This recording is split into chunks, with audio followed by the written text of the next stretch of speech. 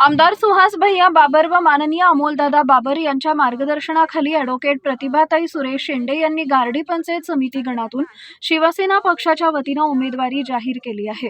बुधवार दिनांक 21 जानेवारी 2026 रोजी सकाळी 11 वाजता विटा येथील तहसील कार्यालयात शिवसेना पक्षाच्या वतीनं त्यांनी अधिकृतरित्या उमेदवारी अर्ज सादर केला। यावेळी शिवसेना पदाधिकारी, कार्यकर्ते, गारडी गणातील ग्रामस्थ व समर्थक मोठ्या संख्येनं उपस्थित होते। घोषणाबाजी, उत्साहपूर्ण वातावरणात अर्ज दाखल करण्यात आला। ॲडव्होकेट प्रतिभाताई सुरेश शेंडे या सामाजिक कार्यात सक्रिय असून सर्वसामान्य नागरिकांच्या प्रश्नांसाठी नेहमीच पुढाकार घेणाऱ्या नेतृत्व म्हणून त्या ओळखल्या जातात। महिलांचे प्रश्न, शेतकरी, कष्टकरी, युवक युवतींचे प्रश्न तसेच ग्रामविकासाशी संबंधित मुद्द्यांवर त्यांनी सातत्यानं काम केलं आहे। त्यांच्या या कार्याची दखल घेत गारडी पंचायत समिती गणातून शिवसेनेनं त्यांना उमेदवारी दिली आहे। यावेळी उपस्थित मान्यवरांनी मार्गदर्शन करताना सांगितले की गारडी गणाच्या सर्वांगीण विकासासाठी सक्षम, अभ्यासू व जनतेशी थेट संपर्क असलेलं नेतृत्व आवश्यक आहे आणि ॲडव्होकेट प्रतिभाताई शेंडे या त्या निकषावर पूर्णपणे उतरतात। आमदार सुहास भैया बाबर व अमोलदादा बाबर यांच्या मार्गदर्शनामुळे गारडी गणात विकासाची नवी दिशा मिळेल असा विश्वास व्यक्त करण्यात आला। उमेदवारी अर्ज सादर केल्यानंतर बोलताना ॲडव्होकेट प्रतिभाताई शेंडे म्हणाल्या की गारडी पंचायत समिती गणातील सर्व मतदार व बंधू भगिनींचा प्रेम, पाठिंबा व आशीर्वादाच्या जोरावर मी ही निवडणूक लढवत आहे। जनतेच्या समस्या, विकास कामं व पारदर्शक कारभार हाच माझा अजेंडा राहील।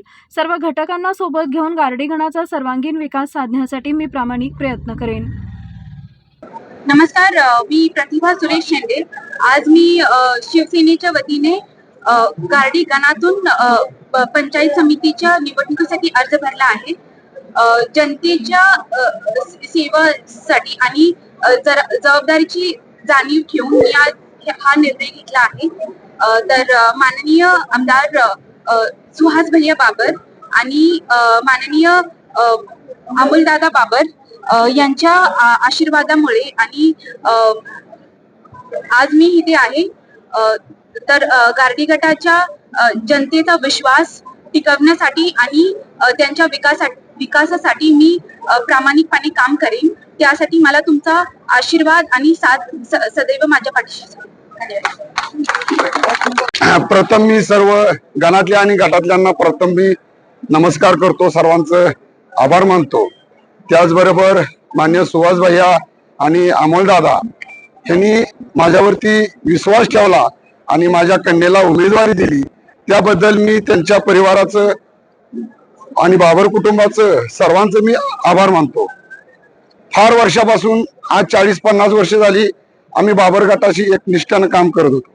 पाठीमाग 2-3 वेळा मी इच्छुक असताना मला भाऊनी थांबायची परवानगी दिली आणि मी थांबलो आणि त्याचा फायदा आज सुहास भैयांनी ती भाऊनी दिलेलं वचन मला ती भैयानं पुरं केलं काय।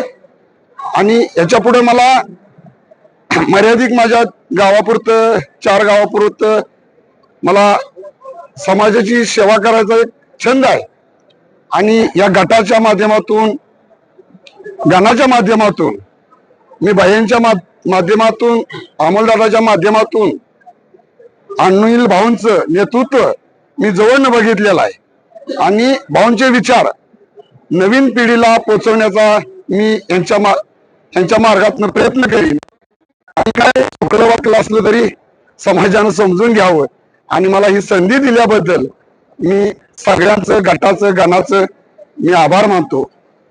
धन्यवाद।